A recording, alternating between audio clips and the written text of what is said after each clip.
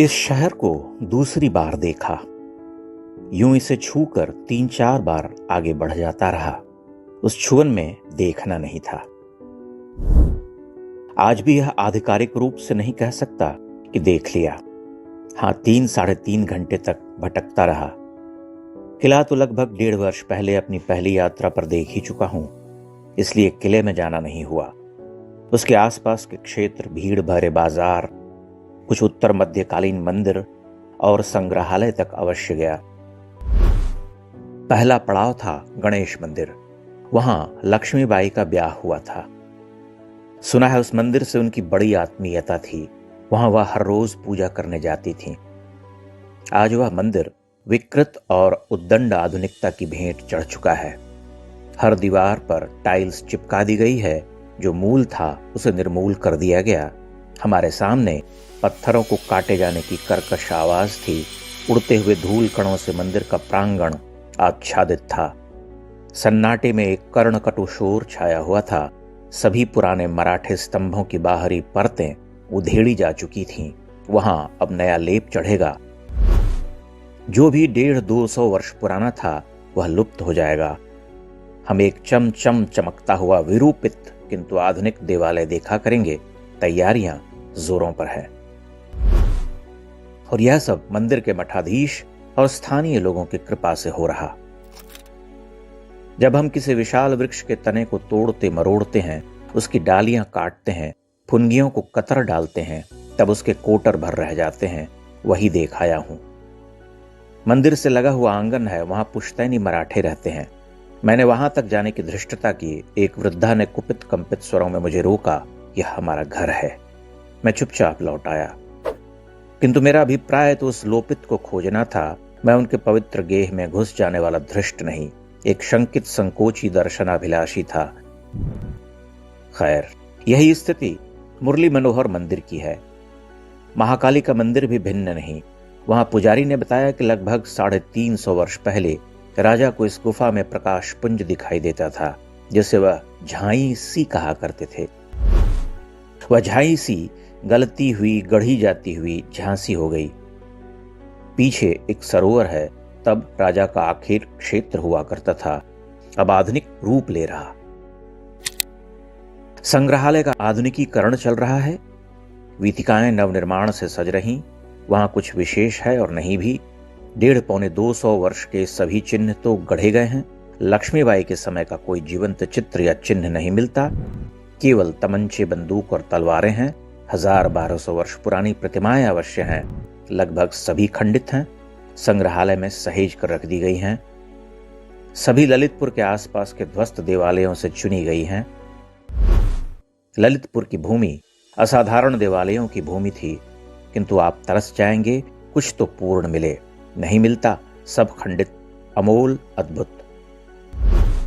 हिंदू जैन परंपरा के सह अस्तित्व की वे कथाएं एक उन्मादी विक्षिप्त सभ्यता के द्वारा मिटा दी गईं। ललाट बिंब अथवा सिरदल के खंडित शेष रह गए हैं। ब्रह्मा विष्णु महेश की कोई त्रिमूर्ति पूरी नहीं। शेषशायी विष्णु नहीं, हनुमान नहीं, गणेश नहीं, अग्नि ब्रह्मा सभी अपूर्ण विकृत। देवालयों की आप कल्पना कर सकते हैं।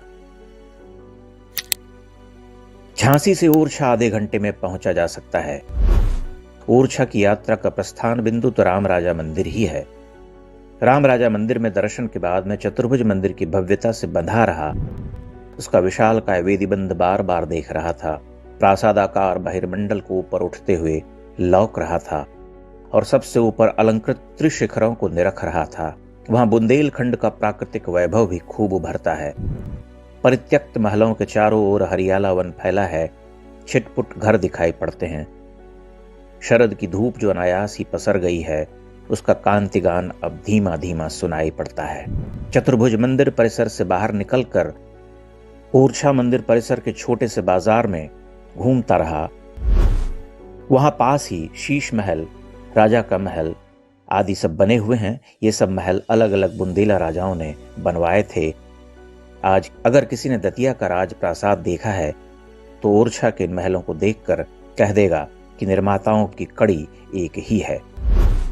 बड़े भव्य और सुघड़ है ये प्रासाद। खुले खुले गवाक्षों, गलियारों, सभा कक्षों और विशाल कायांगनों वाले इन महलों की भूतकालिक शोभा समझी जा सकती है। क्षण भर में काल का संतरण करने वाली आंखों के सामने एक चलचित्र ही चल पड़ता है। वहां निर्माता निर्देशक वही स्वप्नद्रष्टा, वही निर्माता वही निर्देशक, वही स्वप्नद्रष्टा इतिहासकार। पर्यटन के दिन शुरू हो चुके हैं। जैसे भ्रमणकारी परिंदे दूर देश से महारणव लांघ कर भारत भूमि पर विचरने आते हैं, तो ऐसे ही विदेशी यात्रियों की भीड़ चली आ रही है। यूरोप से आने वाले लोगों का दल जमा होने लगा है। शरद का निमंत्रण है, कौन ठुकरा सकता है। महलों से बाहर निकलकर बेतवा के तट पर गया। पुराने टूटे पुल के नीचे से हरहरा कर बह रही है नदी। चट्टानों के ऊपर से खेलती, चोट करती, पछाड़ खाकर गुत्थम गोता बहती और धीरे धीरे किसी विस्तीर्ण देह में धंसती हुई ढह जाती है। बेतवा के किनारे बड़े सुंदर हैं। सपाट रेतीले तटों से परे पथरीले घाट कलात्मक लगते हैं। जलधारा के स्पर्श और चोटों को सहती हुई ये चट्टानें विशिष्ट रूपाकार ग्रहण करती हैं। नदी में डूबती उभरती इन चट्टानों का चमत्कारिक सौंदर्य होता है। हरा जल वनदेवी के आंचल से गिरता हुआ प्रतीत होता है। दोपहरी में घाट पर भीड़ भी नहीं थी, 2-4 लोग नहा रहे थे। नदी ठिलाती हुई बह रही थी। चट्टानों से खेलती छोटी तरंगित धाराओं को देखकर यूं लगता मानो माँ ने अपने बच्चों को खेलने छोड़ दिया हो और फिर अनायास अपने आंचल में छुपा लिया हो। ओरछा की पिछली 3 यात्राओं पर एक चूक होती रही। अमर बलिदानी चंद्रशेखर आजाद की कुटिया छूट जाती रही।